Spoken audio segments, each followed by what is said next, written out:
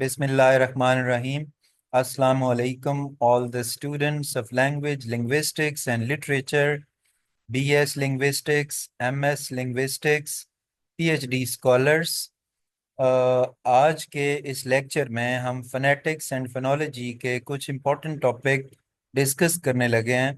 I am sure कि ये topics आपको एग्जामिनेशन में बहुत ही बेनिफिशियल और यूज़फुल साबित होंगे। तो लेट्स बिगिन। आज का हमारा टॉपिक है, मेन जो हमारा टॉपिक है इंग्लिश वाउल्स है। इस मेन टॉपिक के अंडर हम डिफरेंट वाउल्स के टॉपिक्स को डिस्कस करेंगे। तो हम स्टार्ट करते हैं। सबसे पहले हम डिफाइन करेंगे कि वाउल क्या है। पिछली 2 से 3 वीडियो लेक्चर में मैंने डिटेल में डिस्कस किया है कि वाउल साउंड्स वो साउंड्स होती हैं। Vowel sounds are two sounds when we pronounce these sounds, there is no blockage, there is no friction, there is no restriction, there is no obstruction in the stream of the air. A vowel is a sound made when the breath flows out smoothly. जब breath बड़े smooth तरीके से निकलती है through the mouth without any obstacles. In simple words, when we speak vowels, we don't block. हम block नहीं करते, squeeze नहीं करते air को with our tongue, teeth or lips. Instead, इसकी बजाय the air flows freely. Vowels are the heart of every word. In fact, every word in English has at least one vowel sound. Without vowels, words would be hard to say. हम वोल्स के बगैर words नहीं बोल सकेंगे, understand नहीं कर पाएंगे। Vowels help to build syllables. Vowels help करते हैं सिलेबल्स को बिल्ड करने में, which are the beats of a word. For example, the word apple has 2 syllables, एप और पल, ये 2 syllables हैं। Classification of English vowels. हम इंग्लिश वाउल्स की जो क्लासिफिकेशन है उसको स्टडी करते हैं। English vowels can be divided in several ways to understand them better. By position of the tongue. सबसे पहले हम जो टंग की पोजीशन है उसको डिस्कस करेंगे। तो इसमें देखें, high vowels, tongue is raised high. For example, अब सी में ये जो ई ई ई साउंड है, ये हाई वाउल्स है। इसके बाद जो है ये मिड वाउल है। इसकी साउंड को आप सुने जरा। ए ए, बेड में ए, ये साउंड है।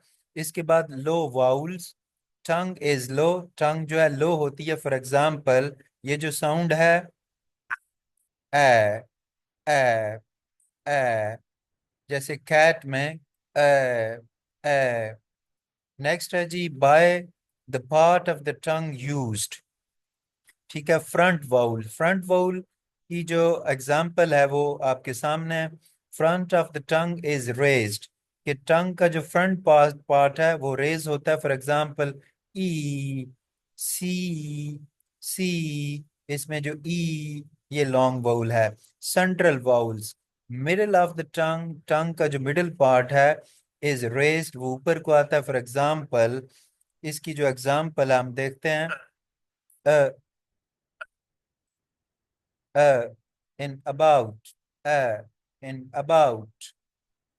बैक वाउल्स, बैक वाउल्स कौन से होते हैं? ऊ, जैसे फूड में ऊ ऊ। बाय लिप शेप, लिप की शेप कैसे होती है? राउंडेड वाउल्स, जैसे कि लिप्स आर राउंडेड, इसमें हमारे लिप्स गोल होते हैं। फॉर एग्जाम्पल, ऊ ऊ, फूड में ऊ। और अनराउंडेड वाउल्स कौन से हैं? जो लिप्स होते हैं रिलैक्स्ड होते हैं और स्प्रेड होते हैं, जैसे ई ई सी, इसमें जो ई साउंड है। बाय वाउल लेंथ, वाउल की जो लेंथ होती है, शॉर्ट वाउल्स। अब short vowel, quick and short sound, जैसे कि आप सुने इस साउंड को, ए ए, यानी क्विक एंड शॉर्ट। अब दूसरी जो साउंड है इसको सुनिएगा, long vowels, sound is held longer. For example, ई, जैसे beat. By classifying vowels, we can understand how to shape our mouth and tongue for better pronunciation. English pure vowels, monophthongs जिनको हम कहते हैं, so, pure vowels are also known as monophthongs. These are vowel sound where your mouth stays in one fixed position. जिसमें जो mouth है एक ही position में रहता है throughout the sound. You do not move your tongue or lips from one place to another. English has 12 pure vowel sound. Let's look at few example. हम इसकी कुछ examples को देखते हैं. तो सबसे पहला जो है इसको आप सुने,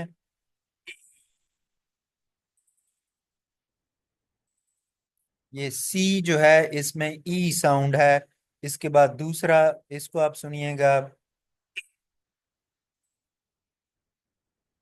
पिट में ए साउंड है। इसके बाद नेक्स्ट जो है ए, ए जैसे बेड में है। और इसके बाद नेक्स्ट है आ, जैसे कैट में। और इसके बाद नेक्स्ट है हमारे पास आ, जैसे कप में है। और इसके बाद नेक्स्ट जो साउंड है इसको आप सुनिएगा, ऊ जैसे ब्लू, ब्लू उसमें ऊ। जी, pure vowels are important because they are the building blocks of English pronunciation. These sounds are steady and clear. Practicing them helps us to speak English in more natural way. English diphthongs. Diphthongs are special vowel sounds where the sound glide from one vowel, जो sound है वो glide करती है एक vowel position से to another within the same syllable. Even though it feels like there are two vowels, they blend into one smooth sound. दो vowel sound feel होते हैं जो blend हो जाते हैं, mix हो जाते हैं एक smooth sound में. English has 8 main diphthongs. इसकी कुछ एग्जाम्पल्स आपके लिए यहाँ दी गई हैं। हम सबसे पहली एग्जाम्पल जो है उसको देखते हैं। आप सुनेंगे इसको, आय जैसे माय, माय में आय। इसके बाद जो है नेक्स्ट एग्जाम्पल आप देख सकते हैं, ऐ जैसे डे, इसमें ऐ। इसके बाद नेक्स्ट आपके सामने है जी एग्जाम्पल इसकी, ओए, ओए जैसे बॉय। इसके बाद नेक्स्ट हमारे पास है जी ओ जैसे गो, ओ। और इसके बाद नेक्स्ट देखें जी, आओ, आओ जैसे नाउ, आओ। इसके बाद ईयर में जो ये जो साउंड यूज हुआ है, ईया, ईया, ईया जैसे ईयर में। और इसके बाद नेक्स्ट एयर, जैसे एयर, एयर, एयर, एयर। अगर अमेरिकन हो तो हम इसको बोलेंगे, ठीक है, एयर। और ब्रिटिश हो तो हम बोलेंगे एयर, एयर। ठीक है, और नेक्स्ट जो हमारे पास लास्ट है, ठीक है, देखें आप इसकी प्रोनाउंसिएशन को, हुआ जैसे टूआ, हुआ, टूआ। Diphthongs are important because they make English sound fluid and lively. Without diphthongs, our speech would sound flat and robotic. American and British vowels. Both American and British English use the same alphabet, but they often pronounce vowels differently. Let's see some of the differences.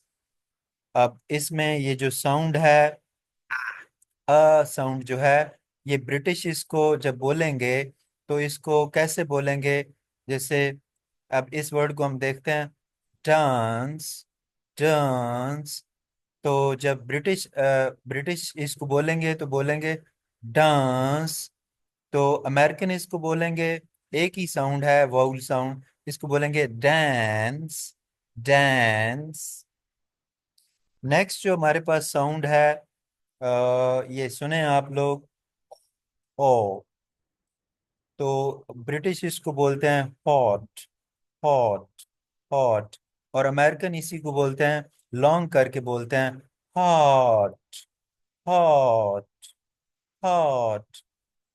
इसके बाद जो next हमारे पास जो है वो sound है, आप इसको देख सकते हैं सामने। अब इसमें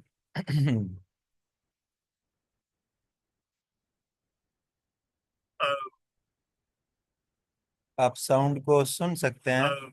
ओ, ब्रिटिश इसको कैसे बोलेंगे? गो, गो। और अमेरिकन बोलेंगे गो, गो। अब आर, आर जो है ये अमेरिकन और ब्रिटिश इंग्लिश में इसकी जो प्रोनाउंसिएशन में आर का जो साउंड है, ये एक बहुत बड़ा डिफरेंस क्रिएट करता है। ब्रिटिश जिसको हम रिसीव्ड प्रोनाउंसिएशन कहते हैं, ऑफन उसमें जो आर होता है वो साइलेंट होता है। जैसे कार का ये जो वर्ड है, इसको जब हम बोलेंगे ब्रिटिश प्रोनाउंसिएशन में, जिसको रिसीव्ड प्रोनाउंसिएशन कहते हैं, तो इसमें हम बोलेंगे ख, ख, ख। यानी आर को हम टोटली साइलेंट कर देंगे। और अमेरिकन में जब हम बोलेंगे तो स्ट्रॉन्ग आर बोलेंगे, जैसे car, car. These variations add flavor to the language, and knowing them helps us understand different English accent better. Rhotic vowels.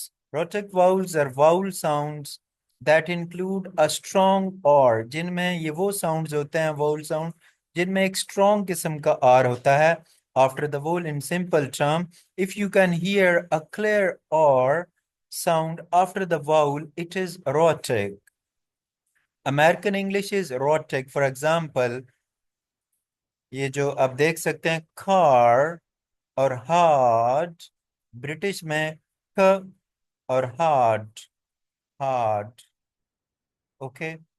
So rhotic vowels are a key difference between American and British pronunciation. If you want to sound American, you pronounce the R.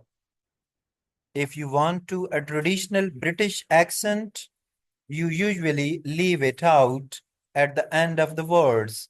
Three forms of vowels. Short vowels.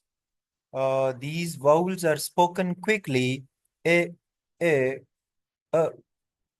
Or long vowels. These sounds are held longer than the short vowel, जैसे E, U. अब जैसे देखें bit में जो ई, ई, ई, ये जो है ना शॉर्ट है। और बीट में ये जो ई, ये लॉन्ग है। इन दोनों का शॉर्ट और लॉन्ग का डिफरेंस आप देख सकते हैं। डिफ्थोंग्स हम पहले डिस्कस कर चुके हैं ऊपर। तो होपफुली आपको ये जो लेक्चर है हमारा, ये बहुत अच्छे वे में समझ आया होगा।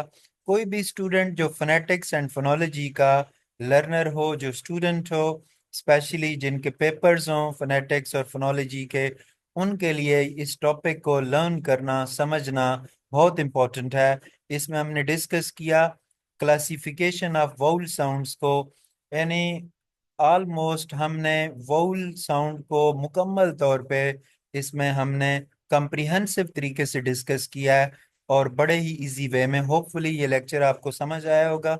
वीडियो को लाइक करें, चैनल को सब्सक्राइब करें, और अपने जो ओपिनियन है जो भी हो आपकी, कमेंट सेक्शन में ज़रूर शेयर शेयर किया करें।